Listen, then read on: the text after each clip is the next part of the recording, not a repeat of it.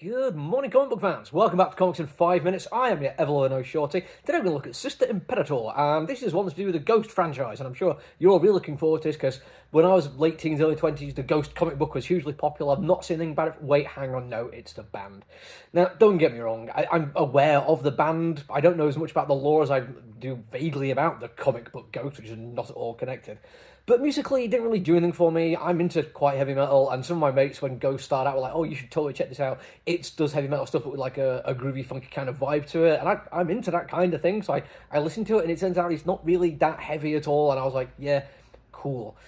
Now, if you do want heavy metal that has like a funky vibe to it, Dream Widow's worth a look. The band technically doesn't exist, but they've got a really good album out there. It was everything I wanted Ghost to do. But we're not here to talk about the band, we're here to talk about a comic book. And this one really did impress me straight away when I opened it up. Two reasons for this one. Number one, visually it just grabbed my attention. It looks very, very cool. It's got like an old school EC comics kind of vibe to it, but it's also the paper. It's an old pulpy kind of thing. You get an instant sense that it's different when you touch it, but more than that, it smells different. Your olfactory senses will be taken back to a different time. Not necessarily a simpler or a better time, but one where comic books were produced considerably cheaper, and it felt that way because these were supposed to be kind of disposable items. You were reading a comic book, you give it to your friends, it gets lost somewhere. That's why old comic books are worth money. People didn't think to hold on to them. In this particular case, it works because, again, it feels like that kind of retro vibe going on, and it matches the story to a certain degree. Most of what we see takes place in like 1960s middle America. Hartford Landing, I think, Connecticut, which I don't know exactly where that is in America, I do apologise. But in my head, that just feels like very white picket fence America. 2.4 kids, especially being set in the 60s with very a Protestant family upbringing vibe going on with it. And it doesn't take long for this comic book to really, really rail against the people who are overtly Protestant. Not all of them, don't get me wrong, but people in positions of power within the hierarchical power structure of the church absolutely take them to task, which is fine. I'm an anti-theist, so I don't mind that. It doesn't spend too long on that, though. In fact, it kind of goes out of its way to make sure that we know that it's not necessarily because of the religion, or that certainly is a way to get power if you want it. It doesn't actually harp on too much about belief structures or what people have faith in. It's just like the guy is a bad guy and he happens to be a member of the church in a good standing because it gives him the power to get away with things. And some things to get away with are quite nasty. We have the Sister Imperator character as a young lady, and most of what we see is from this POV. And she is raised in what starts out as quite a loving family, but ends up quite abusive when something happens.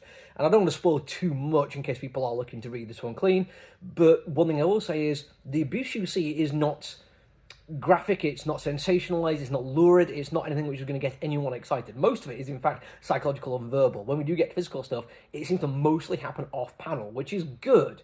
There are comic books out there which seem to delight in showing us women being badly hurt, quite often in annoyingly sexualized ways. And don't get me wrong, I'm not here to criticise people who are wanting to engage in comic books to do that kind of thing. It's not my cup of tea, and I'd rather avoid it. And I think there are better ways to do it, especially when you're dealing with violence against women. I feel like sensationalising and glamorising it is genuinely distasteful. This one does a really, really good job of showing more about the person she was before, person she was after.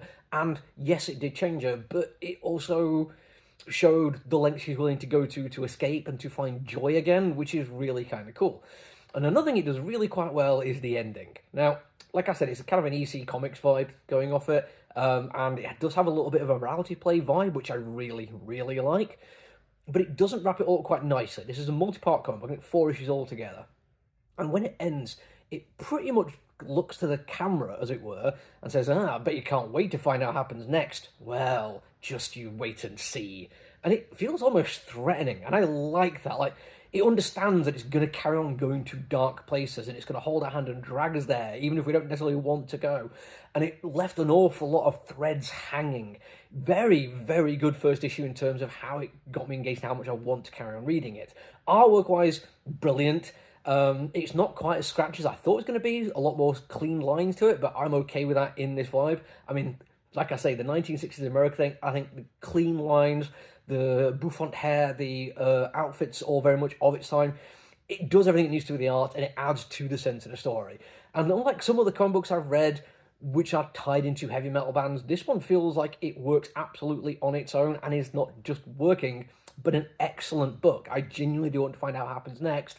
And some of the heavy metal comics I've read, particularly one that's tied into particular bands, I'm more reading because I like the band, not because it's doing something well. This is doing something well, and for that alone, it should be worth checking out. That's it from me for now, though. Until I see you all again, look after yourself, everyone. Stay safe. Bye!